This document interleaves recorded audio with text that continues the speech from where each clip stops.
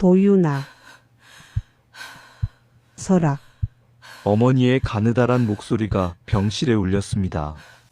산소호흡기 소리만 쉬익, 쉬익 들리던 그 순간이었죠. 저는 침대 옆 서랍을 열었습니다. 낡은 종이 봉투 하나, 그 안에서 나온 사진을 보는 순간 제 손이 떨렸어요. 사진 속엔 한 여자가 아기를 안고 있었습니다. 청년. 20년 전 제가 버린 여자였죠. 시청하시기 전에 구독과 좋아요, 알림 설정으로 사연자를 응원해주세요. 저는 김도윤입니다. 올해 47살. 서울 변두리 월세 원룸에서 혼자 사는 백수죠. 아니, 정확히 말하면 사업 실패자입니다. 3년 전까지만 해도 작은 인테리어 회사를 운영했어요. 직원 5명 거느리고 그럭저럭 먹고 살만했죠. 하지만 큰 프로젝트 하나를 잘못 건드렸습니다. 계약금만 믿고 자재를 미리 구입했는데 발주처가 부도났어요. 하루아침에 빚더미에 앉았죠. 회사는 문 닫았고 집도 날아갔습니다. 아내는 그때 이혼하자고 했어요. 당신이랑은 더 못 살겠어요. 애도 없는데 왜 이렇게까지 살아야 해요? 저는 반대하지 않았습니다. 그럴 힘도 없었죠. 그렇게 44살에 혼자가 됐어요. 그리고 3년이 흘렀습니다. 빚은 3천만 원에서 5천만 원으로 불어났죠. 대부업체 이자만 매달 100만 원. 일용직으로 번 돈은 이자, 갚기도 빠듯했어요. 그나마 일감도 요즘엔 뜸했습니다.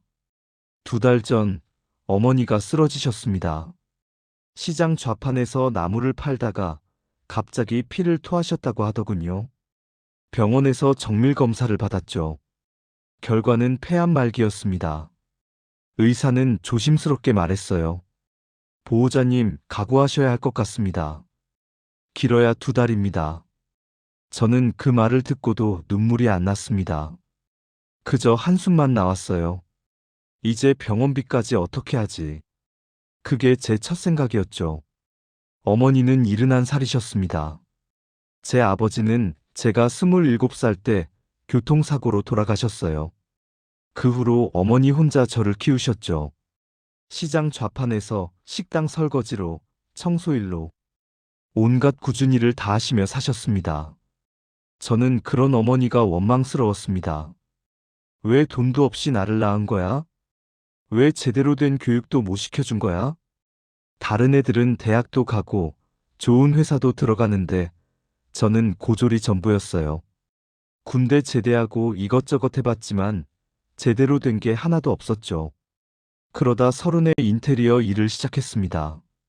처음엔 막노동부터 했어요. 페인트 칠하고 벽지 바르고 몸으로 때우는 일이었죠. 하지만 저는 악착같이 배웠습니다. 기술도 익히고 사람도 만나고 그렇게 10년을 버티니 작은 회사라도 차릴 수 있었어요. 이제 좀 살만하네. 그렇게 생각했던 게 3년 전이었습니다. 하지만 인생은 한 방에 무너지더군요. 어머니 병실에 처음 갔을 때 저는 충격을 받았습니다. 2달 전만 해도 시장에서 큰 소리로 손님 부르시던 어머니가 앙상한 뼈만 남아 계셨어요. 산소호흡기를 끼고 링거를 맞으며 누워 계셨죠. 도윤아 왔니? 어머니는 가느다란 목소리로 말씀하셨습니다. 저는 침대 옆 의자에 털썩 앉았어요. 한숨부터 나왔죠. 걱정이 아니었습니다. 그냥 답답했어요. 엄마, 저는 곧바로 본론을 꺼냈습니다. 그 보험금이라도 좀, 나 좀 도와줘요. 이번만 넘기면 나도 다시 일어설 수 있어요. 어머니는 20년 전 아버지가 돌아가시고 나서 생명보험 하나를 들어두셨어요. 매달 10만 원씩 20년을 꼬박꼬박 넣으셨죠. 지금쯤이면 보험금이 5천만 원은 될 겁니다. 제겐 그게 마지막 희망이었어요.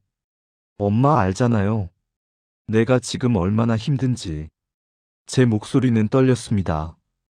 회사도 망했고 빚도 산더미고 이대로 가면 나 정말 죽어요. 하지만 어머니는 천천히 고개를 저으셨죠. 그 돈은 어머니의 목소리가 끊어졌습니다. 숨이 가빠지신 거예요.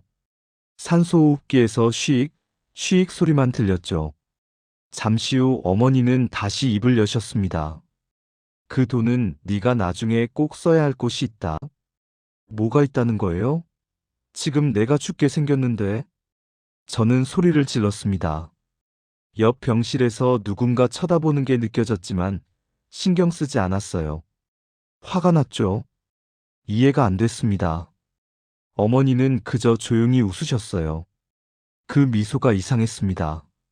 슬픈 듯하면서도 뭔가를 아시는 듯한 표정이었죠. 도윤아, 엄마가 죽으면 알게 될 거다. 뭘 안다는 거예요? 어머니는 대답 대신 눈을 감으셨습니다. 저는 주먹을 불끈 쥐었어요. 화가 났습니다. 저는 병실을 나왔습니다. 복도를 걸으며 생각했죠.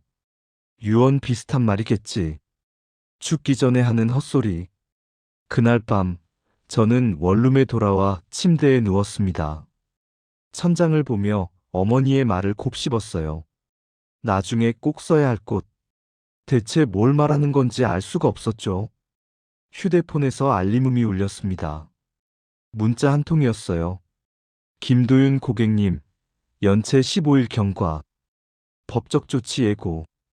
대부업체였습니다. 저는 휴대폰을 던져버렸어요. 벽에 부딪혀 바닥에 떨어지는 소리가 났죠. 화가 났습니다. 세상이 미웠어요. 그리고 솔직히 어머니도 원망스러웠죠. 왜 나를 이런 집안에서 낳은 거야? 왜 가난하게 살아온 거야? 왜 죽으면서까지 날 도와주지 않는 거야? 제 인생을 돌아봤습니다. 뭐 하나 제대로 된 게 없었어요.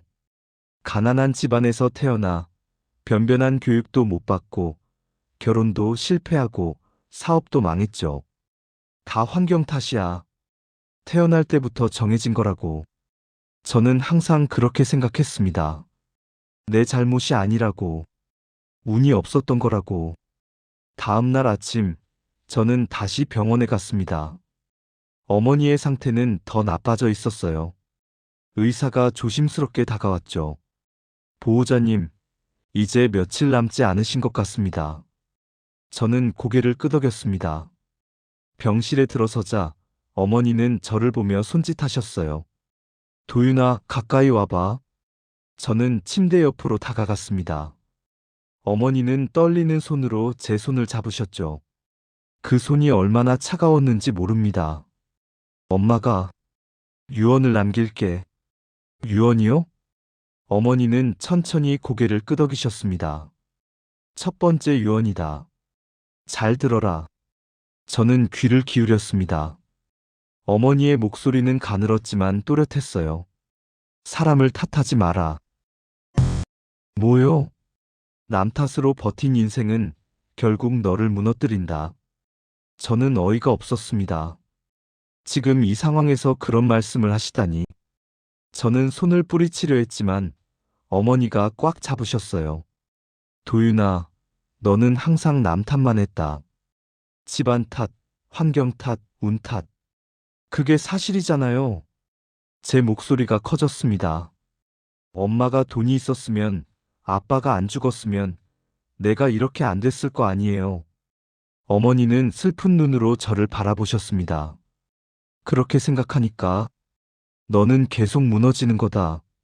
저는 입을 다물었습니다. 화가 났지만 더 이상 말할 수가 없었어요. 이 유언은 네가 나중에 이해하게 될 거다. 그때 후회하지 마라. 어머니의 목소리는 점점 작아졌습니다. 저는 병실을 나왔어요. 복도에서 자판기 커피를 뽑아 마셨죠.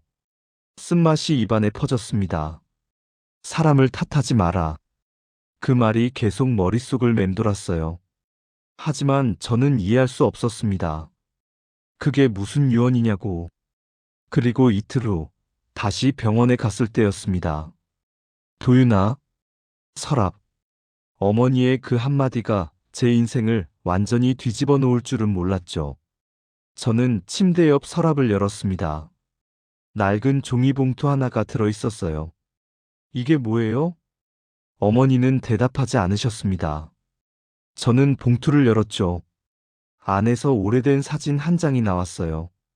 그 순간 제 심장이 멎는 것 같았습니다. 사진 속엔 한 여자가 아기를 안고 있었습니다. 여자의 얼굴을 보는 순간 온몸이 얼어붙었어요. 청년. 20년 전 제가 사귀던 여자였습니다. 그리고 제가 버린 여자였죠. 저는 사진을 든 채 얼어붙었습니다. 손이 떨렸어요. 정연. 그 이름을 떠올리는 것만으로도 가슴 한구석이 무너져 내렸죠. 25년 전이었습니다. 저는 22살이었고 정연은 21살이었어요. 대학로 근처 작은 카페에서 아르바이트 하던 여자였죠. 저는 그 카페 단골이었습니다. 공사판에서 일하고 돌아오는 길에 들러 커피를 마시곤 했어요. 정연은 예뻤습니다. 하지만 그것보다 따뜻했어요. 제가 힘들어 보이면 조용히 커피를 한 잔 더 건네주곤 했죠. 그렇게 우리는 가까워졌습니다. 도윤 씨, 오늘도 힘드셨죠? 정연의 목소리가 지금도 생생합니다. 저는 그녀에게 빠져들었어요. 가난한 집안 출신이라는 것도 미래가 불확실하다는 것도 같았죠. 우리는 서로를 이해했습니다. 사귄 지 1년쯤 됐을 때였어요. 정연이 제게 말했습니다. 도윤아, 나 임신한 것 같아. 그 말을 듣는 순간 저는 패닉에 빠졌습니다. 23살. 군대도 안 갔는데 돈도 없는데 아이라니. 어떻게, 정연아? 우리 아직? 저는 말을 잇지 못했어요. 정연은 울먹였죠. 나도 무서워. 하지만 우리 아기잖아. 저는 그날 밤 잠을 이룰 수 없었습니다. 머릿속이 복잡했어요. 책임을 져야 한다는 생각과 도망치고 싶다는 생각이 싸웠죠. 그리고 일주일 후 저는 비겁한 선택을 했습니다. 정연아, 미안해. 나 군대 가야 해. 이번 달 말에 입대야. 거짓말이었습니다. 입대 날짜는 석 달이나 남아 있었어요. 하지만 저는 도망치고 싶었죠. 그럼 나중에 만나면 되잖아. 나 기다릴게. 정연은 그렇게 말했습니다. 하지만 저는 연락을 끊었어요. 전화도 안 받고 문자도 무시했죠. 그렇게 한 달, 두 달이 지났습니다. 어느 날 정연이 제가 사는 동네까지 찾아왔어요. 도윤아, 나야.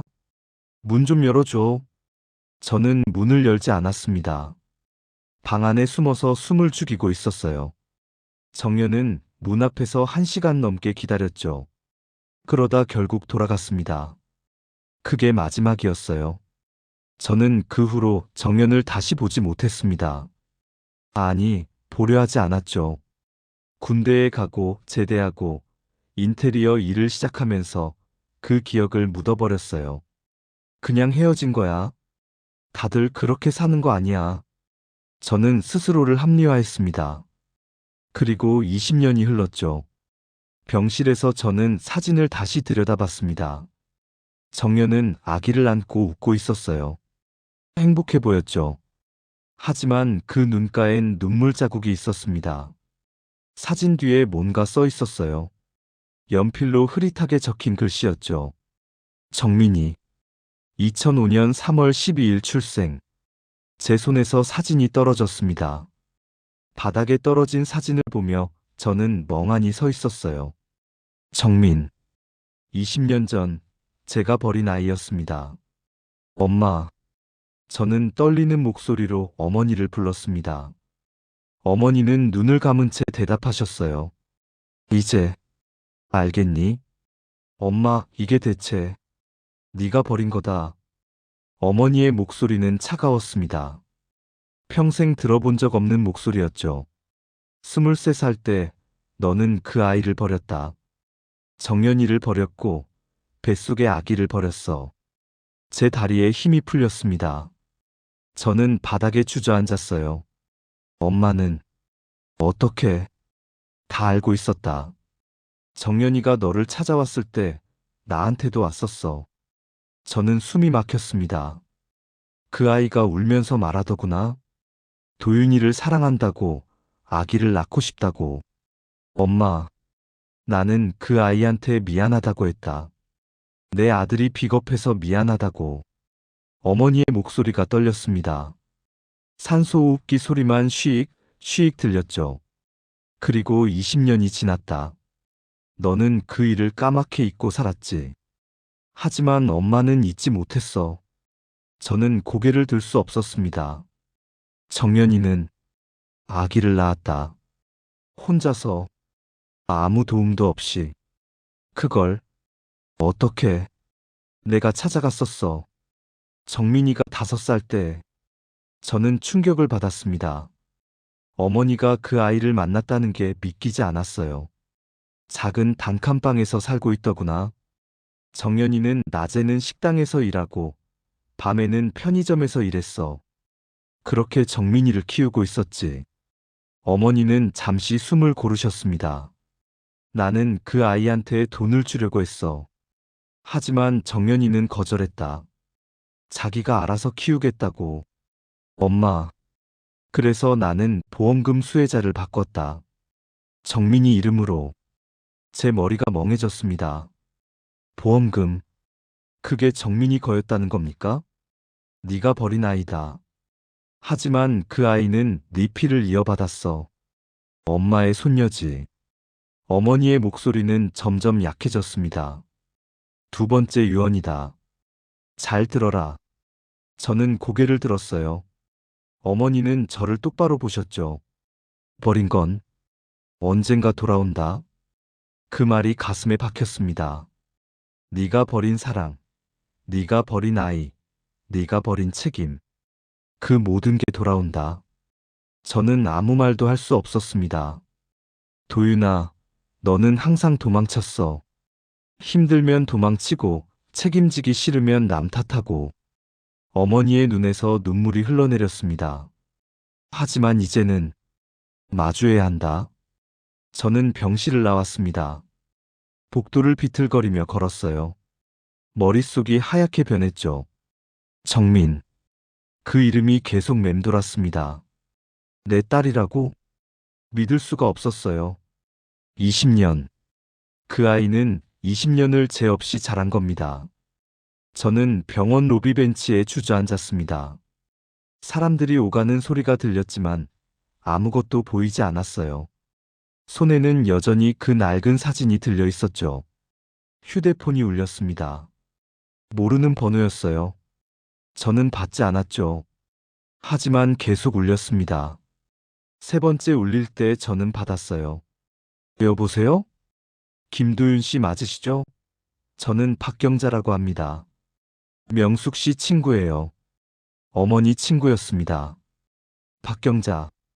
시장에서 같이 좌판을 하시던 분이었죠. 아, 네. 명숙이가 당신 만나보라고 했어요. 지금 시간 괜찮으세요? 저는 시간이 있었습니다. 아니, 시간밖에 없었죠. 어디서 만날까요? 병원 근처 카페로 올래요? 시그니처 카페요. 30분 후, 저는 카페에 앉아 있었습니다. 박경자는 60대 중반쯤 돼 보이는 여자였어요. 어머니처럼 세월의 흔적이 얼굴에 가득했죠. 도윤 씨, 명숙이한테 들었어요. 사진 봤다고. 네. 박경자는 가방에서 봉투 하나를 꺼냈습니다. 두꺼운 봉투였어요. 이것도 받으라고 하더군요. 저는 봉투를 받았습니다.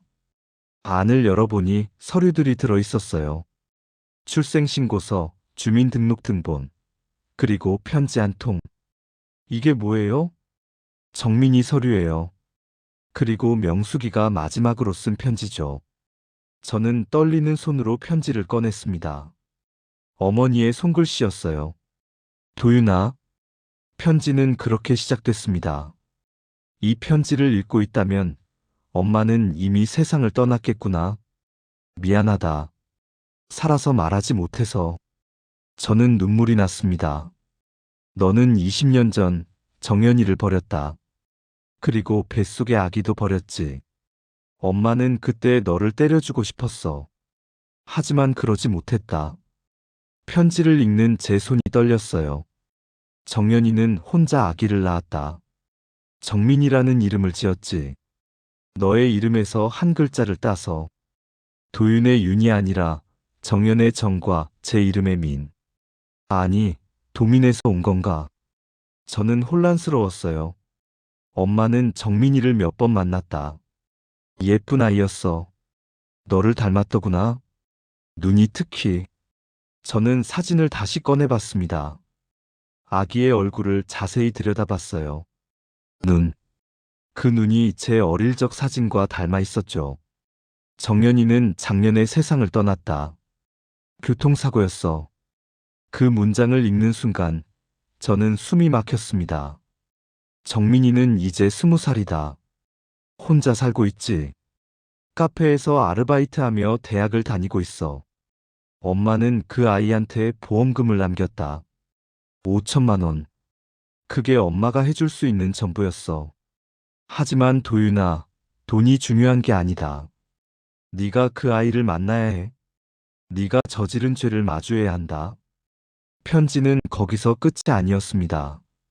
엄마가 왜 첫 번째 유언으로 사람을 탓하지 말라고 했는지 알겠니? 너는 항상 남 탓만 했다. 집안 탓, 환경 탓. 하지만 정연이를 버린 건 내 선택이었어.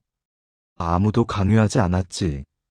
두 번째 유언, 버린 건 언젠가 돌아온다. 너는 사랑을 버렸고 책임을 버렸다. 그리고 이제 그게 돌아온 거야. 저는 편지를 내려놨습니다. 더 이상 읽을 수가 없었어요. 명숙이가 그러더군요. 박경자가 조용히 말했습니다. 도윤이가 정민이를 만나면 비로소 제대로 된 사람이 될 거라고. 저는 어떻게 그 아이를 만나요? 뭐라고 말해요? 그건 당신이 결정할 일이에요. 박경자는 일어서며 메모지 한 장을 건넸습니다. 여기 정민이가 일하는 카페 주소예요. 명숙이가 알려달라고 했어요. 저는 메모지를 받았습니다. 떨리는 손으로 주소를 확인했죠. 이태원 메인 스트리트, 카페봄. 명숙이가 마지막으로 한 말이 있어요. 박경자는 문을 나서며 돌아봤습니다. 진실을 두려워하지 말라고. 그 말이 세 번째 유언이라는 걸 저는 알았습니다. 그날 밤, 저는 원룸에 돌아와 편지를 다시 읽었습니다. 어머니의 마지막 문장이 있었어요. 도윤아, 네가 정민이를 만나고 진심으로 사죄한다면 그때 엄마가 남긴 마지막 선물을 받게 될 거다. 마지막 선물? 저는 이해할 수 없었습니다. 보험금은 이미 정민이 거라고 했는데 무슨 선물이 더 있다는 건가요? 사흘 후 어머니는 세상을 떠나셨습니다. 새벽 4시 병원에서 전화가 왔어요. 저는 급히 달려갔죠. 하지만 어머니는 이미 눈을 감으신 후였습니다. 환자분, 새벽 3시 40분에 운명하셨습니다. 의사의 말이 들렸지만 실감이 나지 않았어요. 저는 어머니의 손을 잡았습니다. 차가웠죠. 엄마. 저는 울었습니다. 처음으로 제대로 울었어요. 원망도 아니고 자기 연민도 아닌 진짜 슬픔이었죠. 장례식은 조촐했습니다. 어머니의 친구 몇 분과 저뿐이었어요. 박경자도 오셨죠. 명숙이, 편히 쉬세요. 장례식장 문이 열렸습니다. 한 남자가 들어왔어요. 정장을 입은 40대 남자였죠. 김도윤 씨 맞으시죠? 저는 한국생명보험 김성훈 과장입니다. 보험사 직원이었습니다. 보험금 수령권으로 왔습니다. 아, 네. 저는 그를 따라 상담실로 갔습니다. 그가 서류를 꺼내며 말했어요. 고인께서 가입하신 보험의 수혜자는 한정민 씨로 지정되어 있습니다. 네, 알고 있습니다. 보험금은 5,300만 원입니다. 한정민 씨께 연락이 가게 되는데요. 그 순간 상담실 문이 열렸습니다. 제가 한정민입니다. 저는 고개를 돌렸습니다. 문 앞에 한 여자가 서 있었어요. 20살쯤 돼 보이는 긴 머리의 여자. 청바지에 흰 셔츠를 입고 있었죠.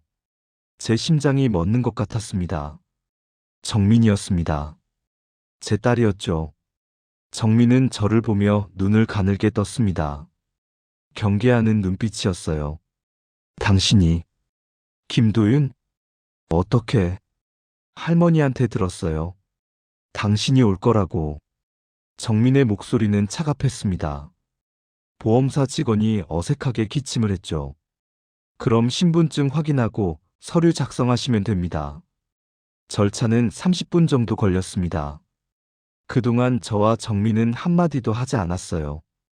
정민은 서류에 서명하고 일어섰습니다. 그럼 저는 이만. 잠깐. 저는 다급하게 정민을 붙잡았습니다. 정민은 제 손을 뿌리치며 돌아봤어요. 뭐 하시는 거예요? 나. 할 말이 있어. 할 말이요? 정민은 비웃었습니다. 20년 동안 없던 사람이 무슨 할 말이 있어요? 미안해. 정말 미안해. 미안하다고요? 정민의 목소리가 높아졌습니다. 보험사 직원이 놀라 쳐다봤죠. 당신이 뭘 미안해요? 엄마 혼자 나 키우느라 죽어라 일한 거? 내가 초등학교 때 도시락도 못 사가서 혼자 편의점 빵 먹은 거? 중학교 때 수학여행 못 가서 울었던 거? 저는 아무 말도 할 수 없었습니다. 엄마는 말했어요. 아빠가 있다고. 하지만 찾아오지 못하는 사정이 있다고. 정민의 눈에서 눈물이 흘러내렸습니다. 나는 그 말을 믿었어요. 바보처럼. 언젠가 아빠가 나를 찾으러 올 거라고. 정민아. 하지만 당신은 안 왔죠. 엄마가 교통사고로 죽었을 때도, 내가 장례식장에서 혼자 울었을 때도, 저는 무릎이 꺾이는 것 같았습니다. 할머니가 와주셨어요. 할머니만. 그건, 이제 와서 미안하다고? 그게 뭐가 돼요? 정민은 돌아서며 상담실을 나갔습니다. 저는 그 뒷모습을 멍하니 바라봤어요. 박경자가 다가왔습니다. 쫓아가 보세요. 하지만 명숙이가 그랬잖아요. 진실을 두려워하지 말라고. 저는 상담실을 뛰쳐나갔습니다. 정민은 장례식장 주차장을 걸어가고 있었어요. 정민아. 정민은 멈춰 섰습니다. 하지만 돌아보지 않았죠. 나 변명하려는 거 아니야. 그냥. 저는 숨을 고르며 말을 이었습니다. 그냥 너를 알고 싶어. 네가 어떻게 자랐는지, 지금 뭘 하고 있는지. 왜요? 궁금해요? 아니, 그게 아니라. 정민이 돌아섰습니다. 그 얼굴엔 분노와 슬픔이 뒤섞여 있었어요. 알고 싶으면 20년 전에 알았어야죠. 엄마가 당신 찾아갔을 때. 그때는 뭐예요? 어려서? 준비가 안 돼서? 정민의 목소리가 떨렸습니다. 엄마는 21살이었어요. 당신보다 어렸죠. 하지만 엄마는 나를 낳았어요. 혼자서. 저는 고개를 숙였습니다. 엄마가 아프기 시작한 게 3년 전이에요. 간암이었어요. 뭐? 병원비 때문에 엄마가 빌린 돈이 2천만 원이었어요. 나는 대학을 포기하려고 했죠. 정민은 눈물을 닦으며 계속 말했습니다. 하지만 엄마가 안 된다고 했어요. 너는 공부해야 한다고. 그래서 엄마는 더 일했어요. 몸이 아픈데도. 저는 숨이 막혔습니다. 그러다 작년에 교통사고가 났어요. 새벽 배달 가다가. 정민아. 엄마는 죽기 전에 말했어요. 아빠를 원망하지 말라고. 아빠도 힘들었을 거라고. 정민은 저를 똑바로 봤습니다. 하지만 저는 원망해요. 당신을. 그 말이 가슴에 박혔습니다. 정민은 돌아서서 걸어갔어요. 저는 그 자리에 서서 울었습니다. 장례를 치르고 저는 어머니의 집으로 갔습니다. 시장 근처 단칸 월세방이었어요. 짐을 정리하려고 갔죠. 방 안은 좁았습니다. 작은 냉장고, 낡은 옷장, 접이식 침대가 전부였어요. 어머니는 이런 곳에서 혼자 사셨던 겁니다. 옷장을 열었습니다. 오래된 옷들이 걸려 있었어요. 그 안쪽에 작은 상자가 하나 있었죠. 저는 상자를 꺼냈습니다. 상자를 열자 사진들이 나왔습니다. 정민의 사진이었어요. 아기 때부터 최근까지 수십 장이 있었죠. 어머니는 정민을 계속 지켜보고 계셨던 겁니다. 사진 맨 아래에 통장 하나가 있었습니다. 저는 통장을 꺼내 들었어요. 어머니 명의의 통장이었죠. 통장을 펼쳤습니다. 잔액이 눈에 들어왔어요. 8,500만 원. 저는 얼어붙었습니다. 이게 대체 어떻게 된 거죠? 어머니는 시장 좌판에서 나무를 파시던 분이었어요. 이렇게 큰 돈이 있을 리 없었죠. 통장 안쪽에 메모가 끼워져 있었습니다. 어머니의 손글씨였어요. 도윤아, 이 돈은 네가 새로 시작할 때 쓰거라. 다만 그 아이에게 진심으로 사죄한 뒤라면. 저는 손이 떨렸습니다. 엄마는 20년 동안 이 돈을 모았다. 너를 위해서. 하지만 조건이 있다. 정민이를 만나라. 그리고 진심으로 용서를 빌어라. 그 아이가 너를 용서할 때 이 돈을 써라. 용서받지 못한 자가 쓰는 돈은 독이 된다. 저는 통장을 내려놨습니다. 어머니는 모든 걸 계획하고 계셨던 겁니다. 보험금은 정민에게, 저축한 돈은 저에게. 하지만 조건을 다르셨죠. 진심으로 사죄한 뒤라면. 저는 상자를 들고 원룸으로 돌아왔습니다. 그날 밤, 저는 정민의 사진들을 하나하나 들여다봤어요.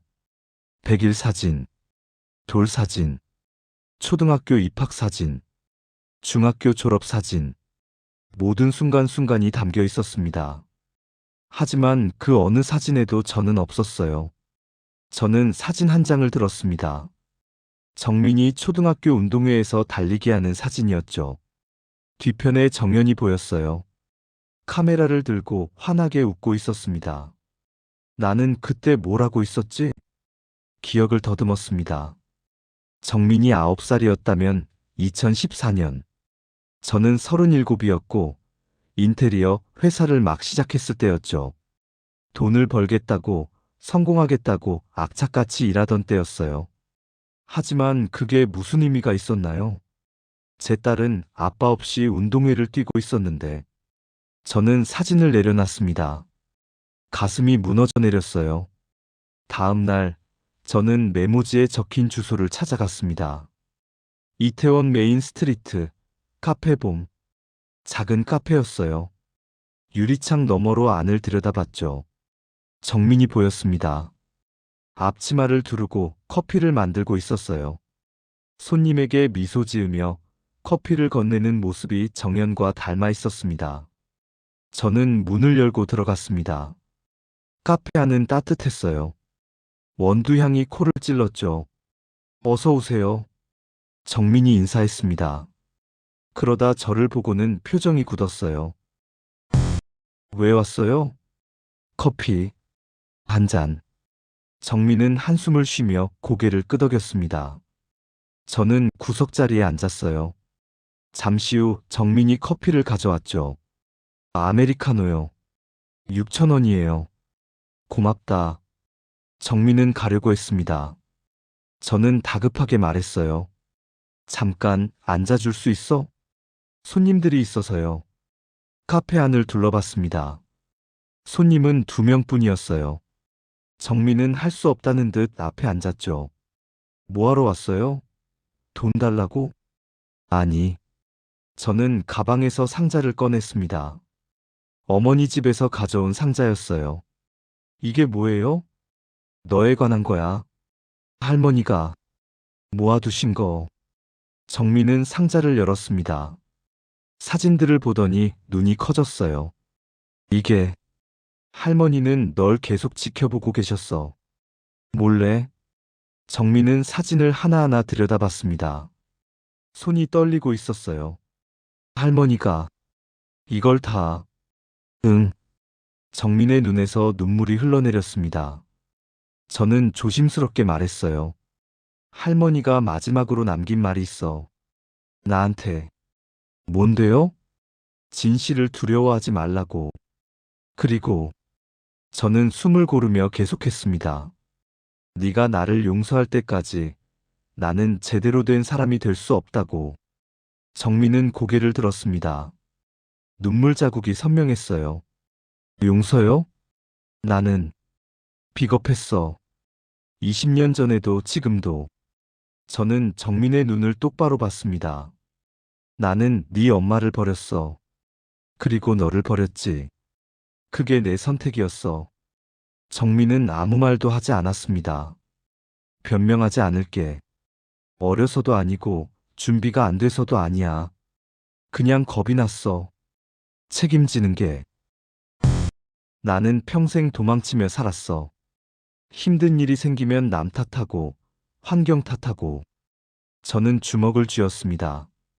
하지만 할머니가 말씀하셨어. 사람을 탓하지 말라고. 남 탓으로 버틴 인생은 결국 나를 무너뜨린다고. 정민이 입을 열었습니다. 그래서요? 이제 와서 반성하면 다예요? 아니. 저는 고개를 저었습니다. 용서해달라는 게 아니야. 그냥 미안하다는 말을 하고 싶었어. 정민은 한참을 저를 바라봤습니다. 그러다 조용히 말했어요. 당신이 뭘 미안해하는지 아세요? 뭐? 엄마를 버린 것? 나를 버린 것? 저는 대답하지 못했습니다. 정민이 계속 말했죠. 그것만이 아니에요. 당신은 기회를 버렸어요. 기회? 나를 사랑할 기회. 엄마를 행복하게 해줄 기회. 가족이 될 기회. 정민의 목소리가 떨렸습니다. 그 기회들은 다시 안 와요. 20년은 돌아오지 않아요. 저는 고개를 숙였습니다. 정민이 맞았어요. 그 시간은 영원히 사라진 거였죠. 하지만요. 정민이 말했습니다. 할머니는 말했어요. 늦었어도 시작하는 게 아예 안 하는 것보단 낫다고. 저는 고개를 들었습니다. 할머니가 왜 당신한테 저를 만나라고 했는지 알아요? 당신을 구원하려는 게 아니에요. 저를 구원하려던 거예요. 무슨, 저도 당신을 원망하며 살았거든요. 왜 우리 가족엔 아빠가 없는지, 왜 나만 혼자인지. 정민은 사진들을 쓰다듬었습니다. 하지만 할머니가 말했어요. 원망은 독이라고. 그걸 품고 사는 건 나 자신을 죽이는 거라고. 저는 숨이 막혔습니다. 어머니의 첫 번째 유언. 사람을 탓하지 마라. 그래서 저는 결심했어요. 당신을 용서하기로. 정민아, 당신을 위해서가 아니에요. 나를 위해서요. 정민은 일어서며 말했습니다. 당신이 진심으로 바뀌고 싶다면 증명하세요. 말이 아니라 행동으로. 어떻게? 그건 당신이 찾아야죠. 정민은 카운터로 돌아갔습니다. 저는 커피를 마시며 생각했어요. 증명하라. 행동으로. 대체 어떻게 해야 하는 걸까요? 그날 밤, 저는 원룸에서 어머니의 통장을 꺼내 들었습니다. 8,500만 원. 이 돈으로 뭘 할 수 있을까? 빚을 갚는다? 그건 제 문제일 뿐이에요. 새로 사업을 시작한다? 그것도 제 욕심이죠. 정민이를 위해 뭘 할 수 있을까? 저는 며칠 동안 고민했습니다. 그러다 박경자를 다시 찾아갔어요. 정민이를 돕고 싶은데 어떻게 해야 할까요? 박경자는 웃으며 말했습니다. 명숙이가 그러더군요. 도윤이는 손재주가 좋다고. 어릴 때부터 뭐든 잘 만들었다고. 그건 맞긴 한데요. 그럼 그걸 쓰세요. 당신이 잘하는 걸로. 저는 집에 돌아와 생각했습니다. 제가 잘하는 것. 인테리어였죠. 며칠 후, 저는 다시 카페 봄을 찾아갔습니다. 문을 열고 들어서자 정민이 저를 봤어요. 또 왔네요. 응. 제안이 하나 있어. 제안? 저는 카페 안을 둘러봤습니다. 낡은 벽지, 금이 간 테이블, 삐걱거리는 의자들. 이 카페 내가 고쳐주고 싶어. 뭐라고요? 돈은 안 받을게. 재료비만 네가 부담해줘. 나는 무료로 일할게. 정민은 어리둥절한 표정이었습니다. 왜요? 네가 말했잖아. 증명하라고. 행동으로. 저는 진지하게 말했습니다. 나는 인테리어가 내 전부야. 그걸로 너를 돕고 싶어. 정민은 한참을 저를 바라봤습니다. 그러다 천천히 고개를 끄덕였어요. 알았어요. 해보세요. 그렇게 저는 카페 봄의 인테리어를 시작했습니다. 혼자서요. 새벽부터 밤까지 일했죠. 벽지를 뜯어내고 페인트를 칠했습니다. 테이블을 고치고 의자를 보수했어요. 조명을 바꾸고 바닥을 새로 깔았죠. 정민은 처음엔 경계했습니다. 하지만 시간이 지날수록 조금씩 마음을 열었어요. 커피 드세요. 일하는 중간에 정민이 커피를 가져다 줬습니다. 고맙다. 잘하시네요. 응. 20년 넘게 한 일이니까. 정민이 물었습니다. 왜 회사가 망한 거예요? 저는 잠시 망설이다 대답했습니다. 욕심이 과했어. 큰 프로젝트를 건드렸다가 말아먹었지. 그래서 빚이 많나요?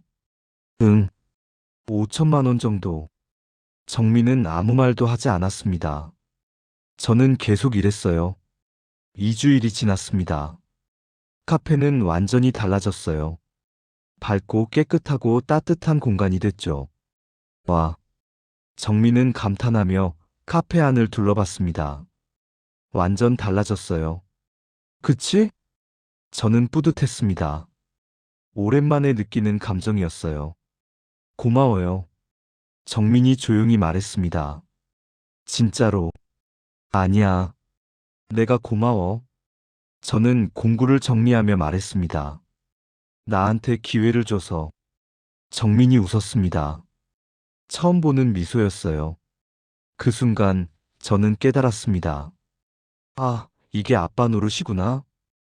카페 인테리어가 끝나고 일주일 후, 저는 다시 카페 봄을 찾았습니다. 손님이 부쩍 늘어 있었어요. 새로 단장한 카페가 소문이 났나 봤죠. 정민은 바쁘게 움직이고 있었습니다. 커피를 만들고 서빙하고 계산하고 혼자서 모든 걸 하고 있었어요. 힘들어 보이네. 제가 말하자 정민이 고개를 들었습니다. 괜찮아요. 원래 이래요. 하지만 정민의 얼굴은 지쳐 있었습니다.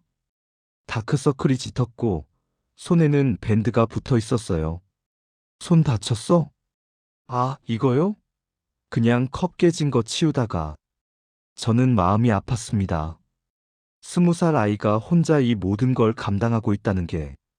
내가 도와줄까? 뭐라고요? 나 시간 많아. 여기서 일 좀 거들게. 정민은 난처한 표정을 지었습니다. 하지만 급여를 줄 형편이 안 돼요. 급여는 안 받아도 돼. 그냥 밥이나 얻어먹게 해줘. 왜 그렇게까지? 저는 정민의 눈을 봤습니다. 숙제야. 내가 할 수 있는. 정민은 한참을 생각하더니 고개를 끄덕였어요. 그럼 한 달만요. 한 달 후에 다시 생각해 볼게요. 그렇게 저는 카페 봄에서 일하기 시작했습니다. 설거지하고 청소하고 재료 나르고 꾸준히 일을 도맡아 했죠. 처음엔 써먹했습니다. 정민도 저도 편하지 않았어요. 하지만 시간이 지나면서 조금씩 익숙해졌죠. 도윤 씨, 이거 좀 옮겨주세요. 응. 설거지 다 됐으면 쓰레기 좀 버려주시고요. 알았어. 일하는 중간중간 저희는 대화를 나눴습니다. 짧은 대화들이었지만 의미가 있었어요. 도윤 씨는 커피 안 마셔요? 응. 위가 안 좋아서. 그럼 따뜻한 우유 드릴게요. 고맙다. 그렇게 한 달이 흘렀습니다. 카페는 점점 안정됐고 단골 손님도 늘었어요. 저와 정민의 관계도 조금씩 나아졌죠. 어느 날 저녁 카페 문을 닫고 정리하던 중이었습니다. 정민이 조심스럽게 물었어요. 도윤 씨, 빚은 어떻게 할 거예요? 모르겠어. 일단 이자라도 갚으려고. 할머니가 남긴 돈은요? 저는 멈칫했습니다. 정민도 그 돈에 대해 알고 있었던 거죠. 할머니가 말씀하셨어요. 당신한테 돈을 남겼다고. 하지만 조건이 있다고. 응. 네가 나를 용서할 때까지 쓰면 안 된대. 정민은 잠시 생각하더니 말했습니다. 저는 아직 잘 모르겠어요. 용서하고 싶은데 마음이 쉽게 안 움직여요. 당연하지. 서두르지 마. 저는 진심으로 말했습니다. 용서는 네 마음이 준비됐을 때 하는 거야. 억지로 할 필요 없어. 정민이 고개를 끄덕였습니다. 그날 밤, 저는 원룸으로 돌아가는 길에 대부업체에서 전화를 받았습니다. 김도윤 씨, 이번 달 이자도 안 들어왔는데요? 죄송합니다. 조금만 기다려주세요. 기다려주긴요. 벌써 석 달째예요. 법적 조치 들어갑니다. 전화가 끊겼습니다. 저는 한숨을 쉬었어요. 카페에서 번 돈으로는 생활비도 빠듯했죠. 이자를 갚기엔 턱없이 부족했습니다. 할머니 돈을 쓸까? 순간 그런 생각이 들었습니다. 하지만 고개를 저었어요. 안 됐죠. 어머니의 조건을 어길 순 없었습니다. 다음 날 카페에 낯선 남자가 들어왔습니다. 40대 중반쯤 돼 보이는 정장을 입은 남자였어요. 어서 오세요. 정민이 인사했습니다. 남자는 카페를 둘러보더니 정민에게 말했어요. 사장님이신가요? 네, 그런데요. 저는 JNC 부동산 김철수 대리라고 합니다. 남자는 명함을 건넸습니다. 이 건물 주인분께서 연락하라고 하셨어요. 임대차 계약 관련해서요. 정민의 얼굴이 굳었습니다. 계약이 아직 1년 남았는데요. 그게 건물주분이 이 건물을 매각하기로 하셨어요. 그래서 임차인분들께 계약 해지를 요청드리는 겁니다. 그럴 순 없어요. 계약서가 있잖아요. 정민의 목소리가 높아졌습니다. 저는 얼른 다가갔어요. 무슨 일이에요? 부동산 직원이 저를 봤습니다. 새 건물주가 이 건물을 전부 리모델링할 계획이에요. 그래서 기존 임차인들은 모두 나가주셔야 하고요. 그건 불법 아니에요? 제가 물었습니다. 계약 위반이죠. 하지만 건물주가 위약금을 지불하겠다고 하셨어요. 보증금의 30%요. 정민은 창백해졌습니다. 그 돈으로 어떻게 다른 자리를 구해요? 죄송합니다만 한 달 안에 결정해 주셔야 해요. 부동산 직원은 그렇게 말하고 나갔습니다. 정민은 주저앉았어요. 어떻게? 저는 정민 옆에 앉았습니다. 보증금이 얼마야? 3천만 원이요. 위약금 받으면 900만 원 돌려받는데 그걸로 어떻게 다른 곳을 구해요? 정민의 목소리가 떨렸습니다. 이 카페가 전부인데 이게 없으면 나는... 정민은 울기 시작했습니다. 저는 가슴이 찢어지는 것 같았어요. 내가 뭘 할 수 있을까? 그날 밤 저는 잠을 이룰 수 없었습니다. 계속 생각했죠. 정민을 도울 방법을. 어머니의 통장이 떠올랐습니다. 8,500만 원. 그 돈이면 새 자리를 구할 수 있었어요. 하지만 조건이 있었죠. 정민이에게 진심으로 사죄한 뒤라면. 용서받지 못한 자가 쓰는 돈은 독이 된다. 저는 고민했습니다. 이게 정말 정민을 위한 걸까? 아니면 제 안심을 위한 걸까? 며칠 후 저는 박경자를 찾아갔습니다. 이럴 땐 어떻게 해야 할까요? 박경자는 차를 따라주며 말했습니다. 명숙이가 뭐라고 했는지 기억나요? 용서받아야 쓸 수 있다고요. 그게 전부가 아니에요. 박경자는 봉투 하나를 꺼냈습니다. 또 다른 편지였어요. 이건 명숙이가 만약을 대비해서 제게 맡긴 거예요. 도윤 씨가 이럴 때 읽으라고요. 저는 편지를 받았습니다. 떨리는 손으로 봉투를 열었어요. 도윤아, 어머니의 글씨였습니다. 이 편지를 읽고 있다면 너는 갈림길에 서 있겠구나. 정민이를 돕고 싶은데 내가 남긴 조건 때문에 고민하고 있겠지. 제 심장이 두근거렸습니다. 엄마가 조건을 단 건 널 괴롭히려는 게 아니야. 네가 진짜로 변했는지 확인하려던 거지. 용서는 말로 하는 게 아니다. 행동으로 증명하는 거야. 네가 정민이를 위해 그 돈을 쓰고 싶다면 그건 네가 변했다는 증거다. 이제 더 이상 너 자신만 생각하지 않는다는 거지. 저는 눈물이 났습니다. 그러니 써라. 정민이를 위해. 그게 엄마가 바라던 거야. 하지만 명심해라.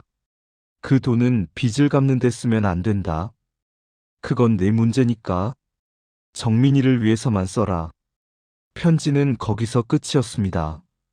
저는 편지를 접으며 결심했어요. 다음 날, 저는 정민에게 말했습니다. 정민아, 내가 보증금 낼게. 뭐라고요? 새 자리 구하는 거. 내가 도와줄게. 정민은 고개를 저었습니다. 안 돼요. 당신도 빚이 있잖아요. 이건 다른 문제야. 저는 통장을 꺼냈습니다. 할머니가 남긴 돈이야. 할머니가 너를 위해 쓰라고 하셨어. 하지만 이건 내가 너한테 주는 게 아니야. 할머니가 너한테 주는 거지. 정민은 울먹였습니다. 왜 이렇게까지? 내가 20년 동안 못해준 것들. 이제라도 하고 싶어. 저는 진심으로 말했습니다. 이게 내가 할 수 있는 전부야. 정민은 한참을 울었습니다. 그러다 조용히 말했어요. 고마워요. 우리는 함께 새 자리를 알아봤습니다.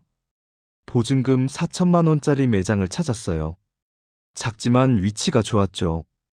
계약하던 날, 저는 통장에서 돈을 인출했습니다. 4천만 원. 어머니의 돈이 정민에게로 가는 순간이었어요. 할머니, 이렇게 쓰는 게 맞는 거죠? 저는 마음속으로 어머니께 물었습니다. 그리고 확신했어요.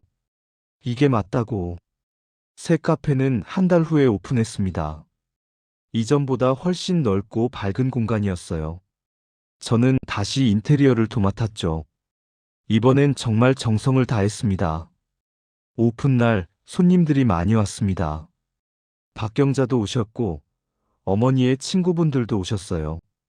명숙이가 좋아하셨을 거예요. 박경자가 말했습니다.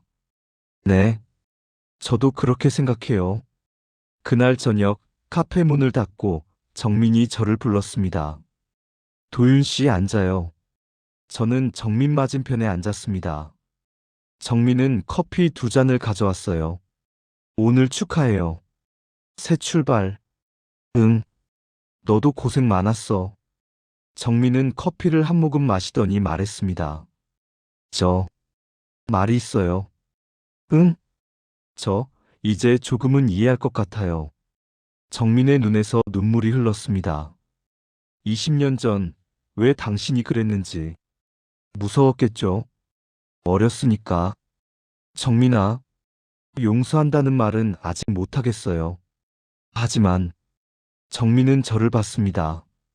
이제는 미워하지 않아요. 그 말이 가슴에 와닿았습니다. 용서는 아니지만 미워하지 않는다는 것. 그것만으로도 충분했어요. 고마워, 정민아. 아니에요. 제가 고마워요. 할머니도 당신도. 우리는 그렇게 커피를 마시며 앉아 있었습니다. 편안한 침묵이었어요. 새 카페가 자리를 잡아가던 어느 날이었습니다. 저는 아침 일찍 카페에 도착했어요. 문을 열렸는데 누군가 뒤에서 저를 불렀습니다. 김도윤 씨 맞으시죠? 돌아보니 정장을 입은 남자 2명이 서 있었어요. 인상이 험악했죠. 누구세요? 대양금융 추심팀입니다. 빚 갚으실 거죠? 제 얼굴이 굳었습니다. 대부업체였어요. 지금 당장은 석 달째 연체예요. 법적 조치 들어간다고 했잖아요. 남자가 서류를 내밀었습니다. 지금 갚지 않으면 재산 압류 들어갑니다. 재산이 어디 있어요? 전 가진 게 없어요. 그럼 이 카페는 뭐예요? 남자가 카페를 가리켰습니다. 제 심장이 철렁했어요. 이건 제 거 아니에요. 명의가 누구 거죠? 제 딸이에요. 저랑은 상관없어요. 딸이요? 남자는 비웃었습니다. 그럼 따님한테 연락해서 확인해 보죠. 바로 그때 정민이 나타났습니다. 무슨 일이에요? 당신이 사장이에요? 네. 이 사람이 당신 아버지라는데 맞아요? 정민은 저를 봤습니다. 저는 고개를 저었어요. 정민이 대답했죠. 맞아요. 그럼 가족이네요. 연대보증 서지 않으셨어요? 무슨 소리예요? 정민이 당황했습니다. 남자가 말했어요. 이 사람 빚이 5천만 원입니다. 석 달째 연체 중이고요. 가족이면 책임 있죠. 저는 아무것도 서명한 적 없어요. 그래도 법적으로 청구할 수 있어요. 아버지 빚이니까. 남자는 협박조로 말했습니다. 오늘 중으로 2천만 원만 주세요. 나머지는 분할 상환하고요. 2천만 원을 어떻게? 정민은 창백해졌습니다. 저는 앞으로 나섰어요. 정민이는 상관없어요. 제 빚이니까 제가 책임질게요. 그럼 어떻게 갚을 건데요? 시간을 주세요. 한 달만요. 꼭 갚을게요. 남자들은 서로 쳐다봤습니다. 한 달요? 그동안 이자만 150만 원 더 풀어요. 알았어요. 그래도 좋으니까 한 달만 주세요. 좋아요. 대신 못 갚으면 카페든 뭐든 압류할 거예요. 남자들은 그렇게 말하고 떠났습니다. 정민은 저를 봤어요. 도윤 씨, 이게 무슨... 미안해. 네가 알 필요 없는 문제였는데. 5천만 원이요? 그걸 어떻게 갚아요? 저는 대답하지 못했습니다. 정민이 말했어요. 할머니 돈 남은 거 있잖아요. 그걸로. 안 돼. 제가 소리쳤습니다. 그 돈은 너를 위한 거야. 내 빚 갚는 데 쓸 수 없어. 하지만 할머니가 그러셨어. 내 문제는 내가 해결하라고. 그 돈은 절대 빚 갚는 데 쓰면 안 된다고. 정민은 입술을 깨물었습니다. 그럼 어떻게 할 거예요? 저는 한숨을 쉬었어요. 방법을 찾아볼게. 걱정하지 마. 하지만 방법이 없었습니다. 저는 며칠 동안 여기저기 알아봤어요. 은행 대출은 신용 때문에 안 됐고, 지인들에게 빌릴 수도 없었죠. 일주일이 지났습니다. 저는 점점 절망적이 됐어요. 카페 일도 손에 안 잡혔죠. 어느 날 저녁, 정민이 저를 불렀습니다. 도윤 씨, 이거. 정민이 통장을 건넸어요. 뭐야, 이거? 할머니 돈 남은 거요. 4,500만 원 있어요. 이걸로 빚 갚아요. 안 된다고 했잖아. 제가 결정한 거예요.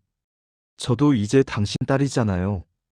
정민의 눈에서 눈물이 흘렀습니다. 딸이 아빠 도와주는 거예요. 저는 말문이 막혔습니다. 할머니도 이해하실 거예요. 가족이 서로 돕는 건 당연한 거라고. 하지만, 그리고요. 정민이 말을 이었습니다. 저, 이제 용서할게요. 진짜로. 제 눈에서 눈물이 흘러내렸습니다. 왜 갑자기? 당신이 변했어요. 진짜로. 처음에는 믿지 못했는데, 이제는 알아요. 정민은 웃으며 말했습니다. 할머니 말이 맞았어요. 당신은 달라졌어요. 저는 정민을 꽉 안았습니다. 난생 처음 딸을 안는 거였어요. 고마워, 정민아. 정말 고마워. 이제부터 우리 같이 살아요. 가족처럼. 하지만 다음 날 문제가 생겼습니다. 은행에 가서 돈을 인출하려는데 직원이 말했어요. 죄송합니다만 이 계좌는 출금 정지 상태입니다. 무슨 소리예요? 법원 압류 명령이 들어왔습니다. 제 머리가 하얘졌습니다. 언제요?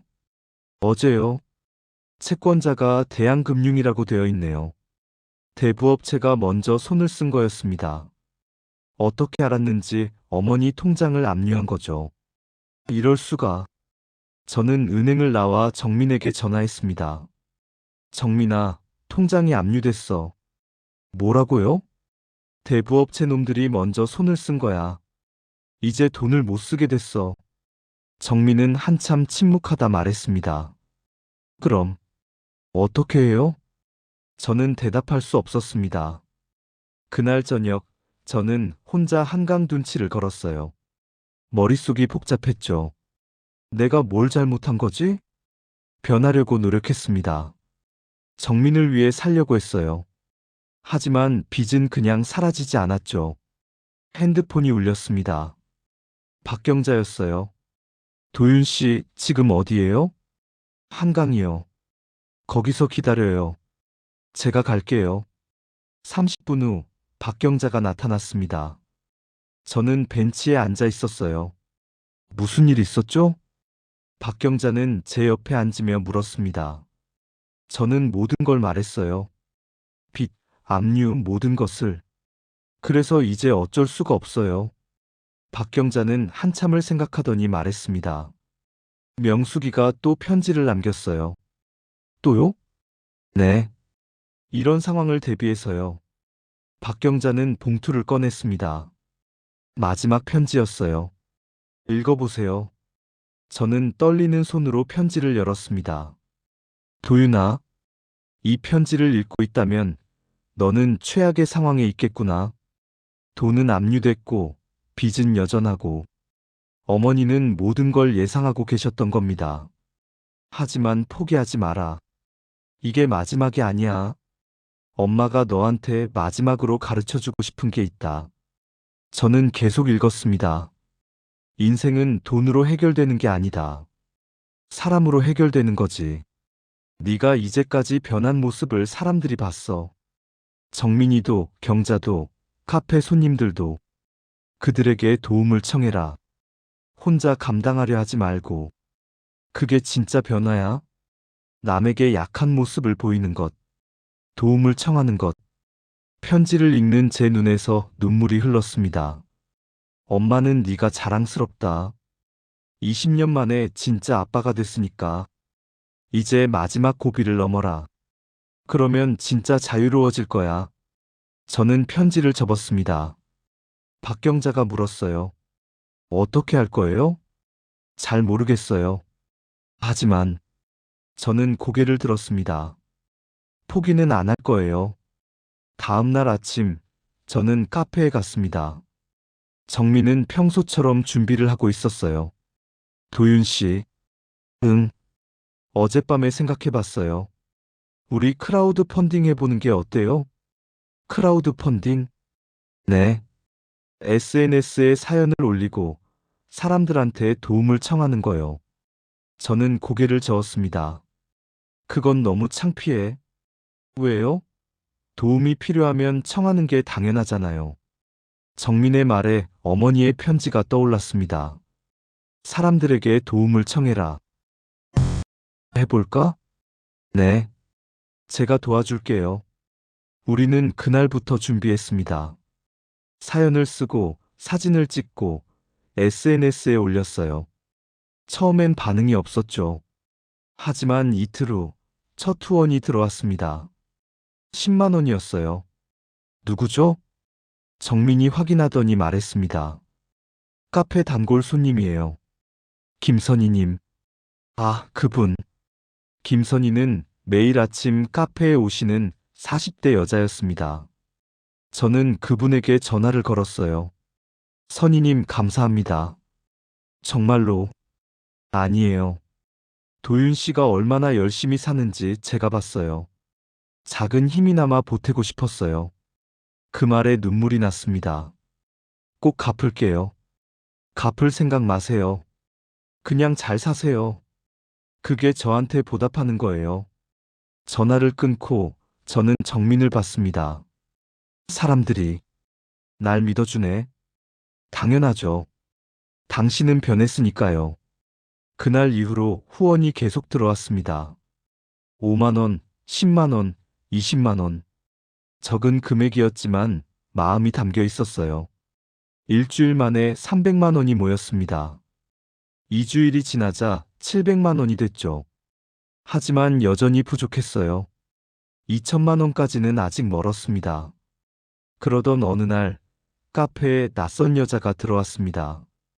60대쯤 돼 보이는 단정한 옷차림의 여자였어요. 김도윤 씨 계세요? 제가 김도윤인데요. 여자는 저를 보더니 눈물을 흘렸습니다. 저 정연이 어머니예요. 제 심장이 멎는 것 같았습니다. 정연의 어머니, 정민의 외할머니였죠. 어떻게? 소문 들었어요. SNS에서. 그래서 왔어요. 여자는 가방에서 봉투를 꺼냈습니다. 2천만 원 있어요. 받으세요. 아니, 이건 정연이가 죽기 전에 남긴 돈이에요. 정민이를 위해 모아뒀던 거죠. 여자는 봉투를 제 손에 쥐어줬습니다. 당신이 정민이 아버지잖아요. 그리고 이제는 제대로 된 아버지가 됐다고 들었어요. 저는 20년 전에 알아요. 다 알아요. 여자는 저를 똑바로 봤습니다. 하지만 사람은 변할 수 있어요. 당신이 증명했잖아요. 저는 무릎이 꺾였습니다. 바닥에 주저앉아 울었어요. 죄송합니다. 정말 죄송합니다. 이제 됐어요. 이제는 정민이를 잘 돌봐주세요. 그게 정연이가 바라던 거예요. 여자는 그렇게 말하고 카페를 나갔습니다. 정민이 달려왔어요. 도윤 씨, 저분이. 응, 네 외할머니셨어. 정민은 봉투를 보더니 울기 시작했습니다. 엄마가 이렇게까지. 우리는 그날 오랫동안 울었습니다. 둘이서. 이틀 후 저는 대부업체를 찾아갔습니다.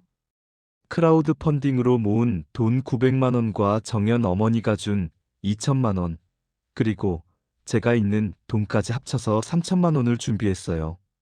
나머지 2천만 원은 1년 안에 갚을게요. 분할 상환으로 해주세요. 대부업체 직원은 서류를 확인했습니다. 좋아요. 그럼 매달 180만 원씩 갚으시면 됩니다. 알겠습니다. 계약서에 서명하고 저는 회사를 나왔습니다. 가슴이 뻥 뚫리는 것 같았어요. 완전히 해결된 건 아니지만 최악의 순간은 넘긴 거였죠. 카페로 돌아가는 길에 박경자에게 전화했습니다. 경자 이모, 고비를 넘겼어요. 잘했어요, 도윤 씨. 명숙이가 기뻐하실 거예요. 할머니 통장 압류된 건 어떻게 해야 해요? 그건 변호사랑 상담해봐요. 방법이 있을 거예요. 전화를 끊고 저는 하늘을 올려다봤습니다. 엄마, 아파요. 제가 해냈어요. 그날 밤 카페 문을 닫고 정민과 저는 함께 저녁을 먹었습니다.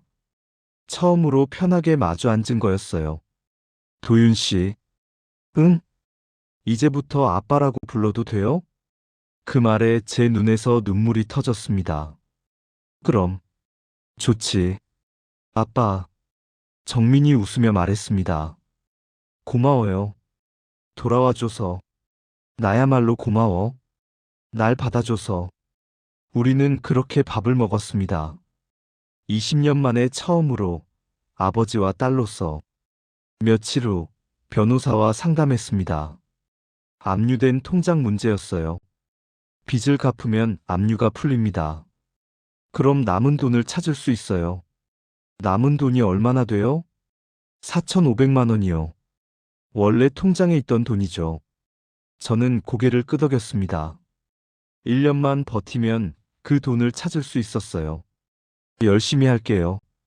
그날부터 저는 새로운 마음으로 일했습니다. 카페 일도 하고 틈틈이 인테리어 일감도 받았어요. 정민도 열심히 카페를 운영했죠. 석 달이 지났습니다. 저는 약속대로 매달 180만 원씩 갚아나갔어요. 쉽지 않았지만 포기하지 않았습니다. 어느 날 카페에 한 남자가 찾아왔습니다.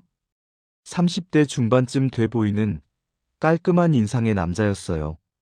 김도윤 씨 계십니까? 네, 제가 김도윤인데요. 저는 에이스건설 박민수 부장이라고 합니다.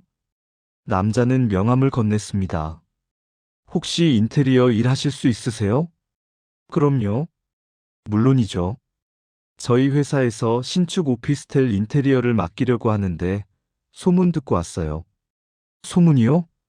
네. 김도윤 씨가 손재주가 좋고 성실하다고 들었어요. SNS에서 봤거든요. 제가 올린 크라우드 펀딩 때문이었습니다. 그게 오히려 제 성실함을 알리는 계기가 된 거였죠. 프로젝트 금액이 8천만 원입니다. 관심 있으세요? 제 심장이 뛰었습니다. 8천만 원. 그 돈이면 남은 빚을 한 번에 갚을 수 있었어요. 물론이죠. 하겠습니다. 좋습니다. 그럼 다음 주에 계약하죠. 남자가 떠나고 정민이 달려왔습니다. 아빠 들었어요? 대박이에요. 그러게. 믿기지가 않아. 저는 하늘을 올려다봤습니다. 어머니가 도와주시는 것 같았어요. 그 프로젝트는 넉 달이 걸렸습니다. 저는 정말 최선을 다했어요. 새벽부터 밤까지 일했죠. 완벽하게 해내고 싶었습니다. 그리고 마침내 프로젝트가 끝났습니다. 대금을 받던 날, 저는 떨렸어요. 8천만 원 입금 확인됐습니다. 저는 곧바로 대부업체로 달려갔습니다. 남은 빚 전부 갚으러 왔어요. 전액 상환이요? 잠시만요. 직원이 계산하더니 말했습니다. 2,100만 원입니다. 이자 포함해서요. 저는 돈을 냈습니다. 그리고 완납 증명서를 받았어요. 축하드립니다. 이제 빚이 없으시네요. 그 말을 듣는 순간 눈물이 났습니다. 5년 동안 저를 짓눌렀던 빚. 드디어 벗어난 거였죠. 카페로 돌아가 정민에게 말했습니다. 정민아, 다 갚았어. 정말요? 응. 이제 우리 자유야. 정민은 저를 안았습니다. 아빠, 정말 대단해요. 너도 고생 많았어, 딸. 우리는 그날 밤 작은 파티를 열었습니다. 카페 단골 손님들도 초대했어요. 박경자도 오셨고, 정연의 어머니도 오셨죠. 축하해요, 도윤 씨. 사람들이 축하해줬습니다. 저는 그들 한 명 한 명에게 고개 숙여 감사했어요. 여러분 덕분입니다. 정말 감사합니다. 파티가 끝나고 저는 박경자와 단둘이 이야기했습니다. 경자 이모, 이제 할머니 통장 압류 풀 수 있겠죠? 그럼요. 내일 당장 은행 가보세요. 다음 날, 저는 은행에 갔습니다. 완납 증명서를 제출했어요. 압류 해제 신청하겠습니다. 일주일 후, 압류가 풀렸다는 연락이 왔습니다. 저는 정민과 함께 은행에 갔어요. 잔액이 4,500만 원입니다. 어머니가 남긴 돈. 그게 그대로 남아 있었어요. 이 돈은 어떻게 할 거예요, 아빠? 정민이 물었습니다. 저는 생각했죠. 어머니라면 뭐라고 하셨을까? 반으로 나누자.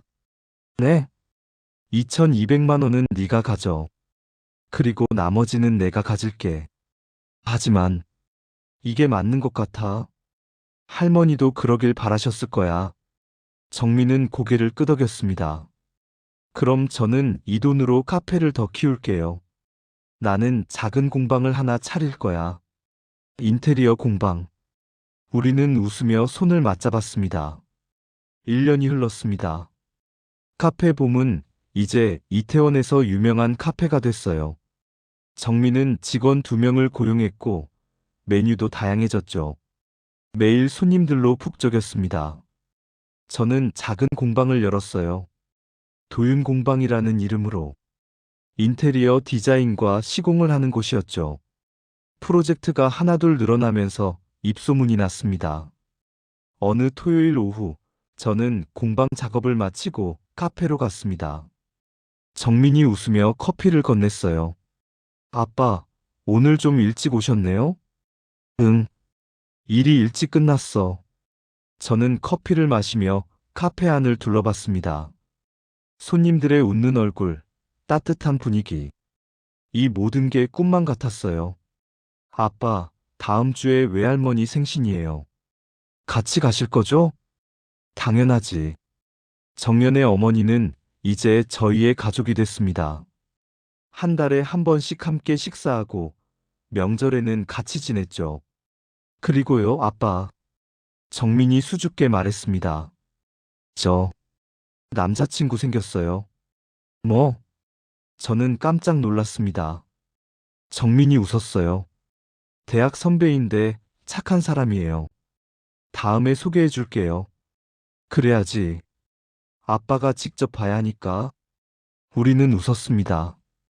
20년 동안 못 누린 행복을 이제야 누리고 있었죠. 저녁에 공방으로 돌아와 저는 책상 서랍을 열었습니다.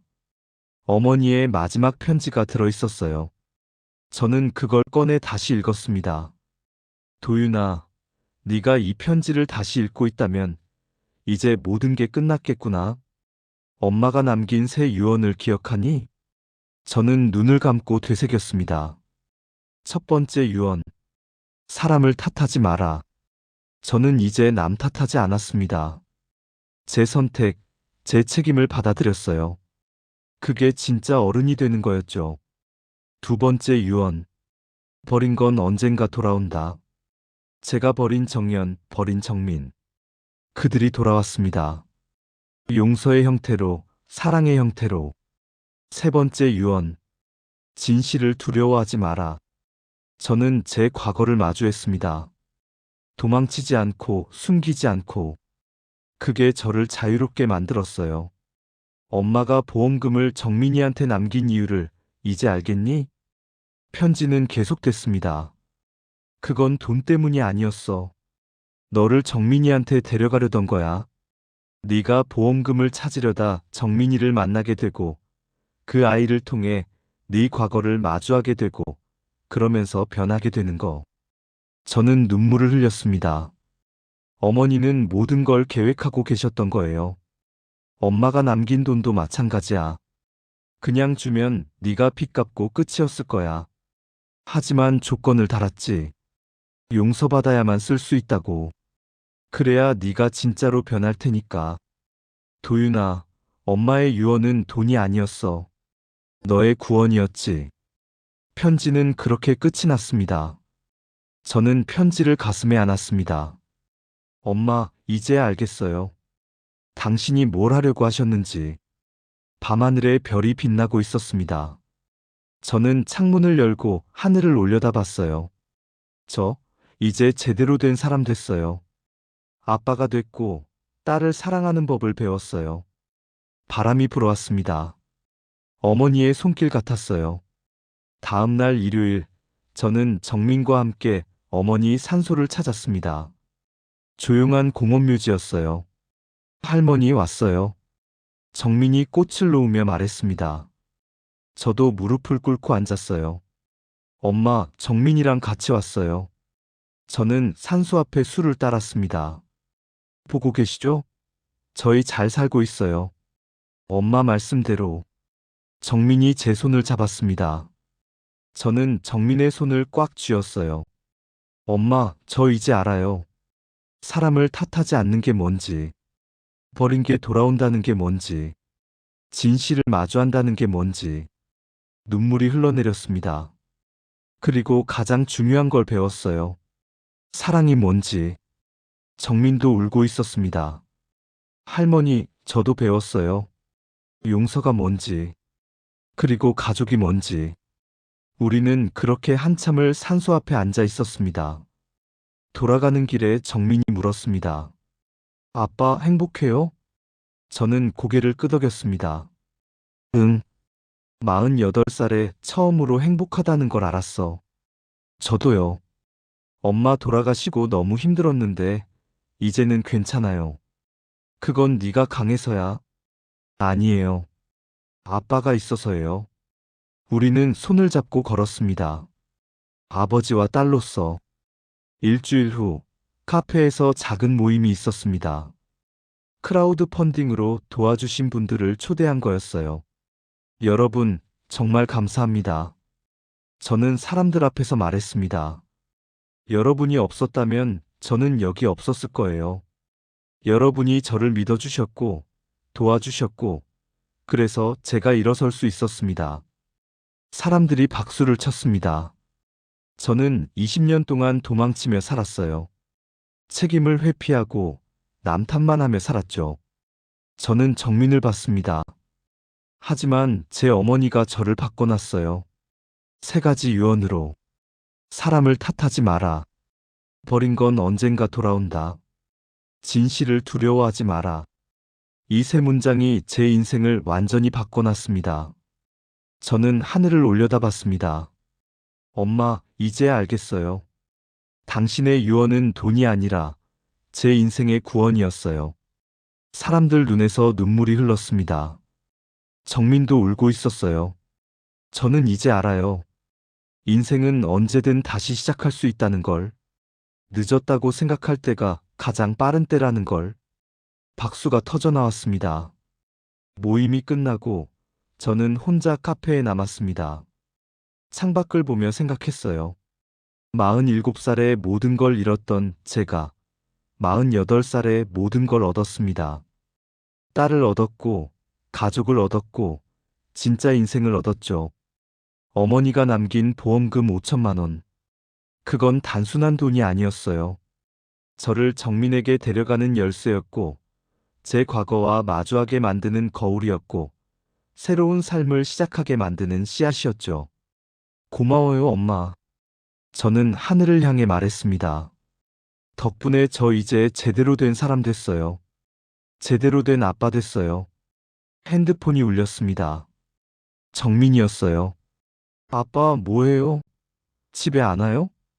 응, 지금 가. 빨리 와요. 저녁 준비했어요. 알았어, 딸. 저는 카페 불을 끄고 나왔습니다. 거리엔 사람들이 오가고 있었어요. 저도 그들 속에 섞여 걸었습니다. 평범한 사람으로서, 누군가의 아버지로서 20년 만에 찾은 제 자리였습니다. 그리고 그건 어머니가 저를 위해 준비해 두신 가장 큰 선물이었죠. 돈이 아니라 사랑이었고, 재산이 아니라 가족이었고, 유산이 아니라 구원이었습니다. 저는 밤하늘의 별을 올려다봤습니다. 가장 밝게 빛나는 별 하나가 보였어요. 엄마, 거기 계시죠? 별이 반짝였습니다. 마치 대답하는 것처럼. 저는 웃으며 집으로 걸어갔습니다. 정민이 기다리는 집으로. 제가 이제야 찾은 진짜 제 집으로. 그리고 생각했습니다. 인생은 돈으로 사는 게 아니라 사랑으로 사는 거라고. 성공은 재산이 아니라 관계라고. 행복은 혼자가 아니라 함께라고.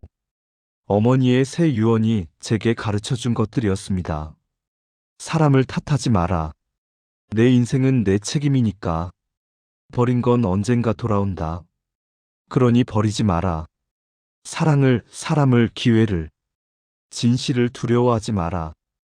진실만이 나를 자유롭게 하니까. 저는 이제 알았습니다. 어머니의 유언은 단순한 말이 아니었어요. 제 인생을 바꾸는 마법이었고, 저를 구원하는 빛이었고, 새로운 시작을 주는 선물이었죠. 엄마, 보험금이라도 남겨줘요. 1년 전 제가 했던 그 말. 어머니는 정말 남겨주셨습니다. 하지만 그건 돈이 아니었어요. 더 큰 것이었죠. 인생이었습니다.